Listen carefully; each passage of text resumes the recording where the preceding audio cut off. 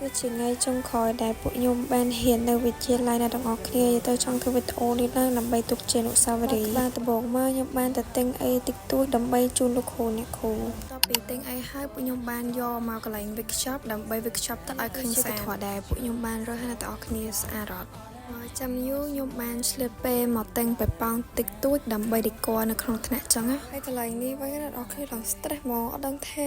យកមួយណាទុកមួយណារសារអីវាស្អាតស្អាតទាំងអស់ចឹងឥឡូវទិញបានអ្នកទាំងអស់គ្នា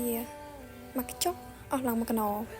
ហើយខ្ញុំបានបកមកកន្លែង workshop វិញអ្នកទាំងអស់គ្នាហើយល្មមស្អាតដល់អ្នកទាំងអស់គ្នាដល់ពេល workshop ហើយអត់មានតាណាទេអ្នកទាំងអស់គ្នាគឺទៅផ្ទះរបស់ពុកម៉ាក់ខ្ញុំមួយទៀតដើម្បីយកអាហ្នឹងទៅទុកនៅផ្ទះគាត់រសារអីផ្ទះគាត់នៅជាសាលាចឹងកុំឲ្យពិបាកចឹងដល់ថ្ងៃទី2អ្នកទាំងអស់គ្នាទៅខ្ញុំទៅឡាចឹងទៅអត់បានសូវថតសកម្មភាពពេលរៀបចំហ្នឹងឯងប៉ុន្តែពេលទៅដល់ពួកគាត់បានរៀបចំបាន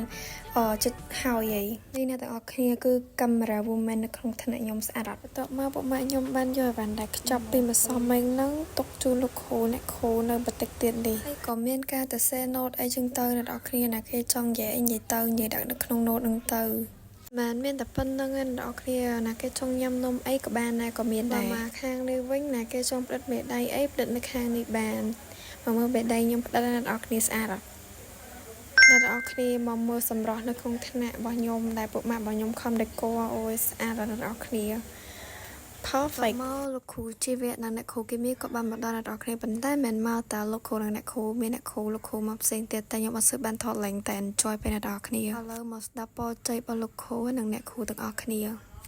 បាននិយាយល្អឡើងទៅសាធុ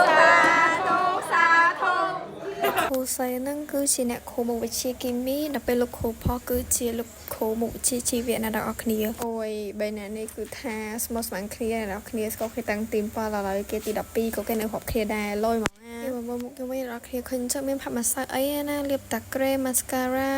ហើយប្លោះតិចតួចហើយនៅខាងក្រោយខ្ញុំអ្នកនរគ្នាគឺវឹកវរមែនតែអ្នកសាម្នាក់នាំគ្នាយកអាវស្គួរមកពីផ្ទះដើម្បីឲ្យគេគូររដេសាអីអត់គូអាកៅកំពុងតាពាក់ពីលើហ្នឹងឯងអត់ទេអ្នកនរគ្នាខ្ញុំក៏បានស្គួរយកអាវមកពីផ្ទះមួយដែរអ្នកនរគ្នាតែស្អែកខ្ញុំអត់ចង់ឲ្យគូសលើអាវខ្ញុំពាក់យកហ្មងឯងចុងក្រោយជូនពរឲ្យពុកម៉ាក់ខ្ញុំទាំងអស់គ្នាគប់សុំនឹងខ្ញុំដែរបងដែរប្រឡងទី12នៅឆ្នាំហ្នឹងទទួលបានលទ្ធផលល្អនិងប្រឡងជាប់ទាំងអស់គ្នា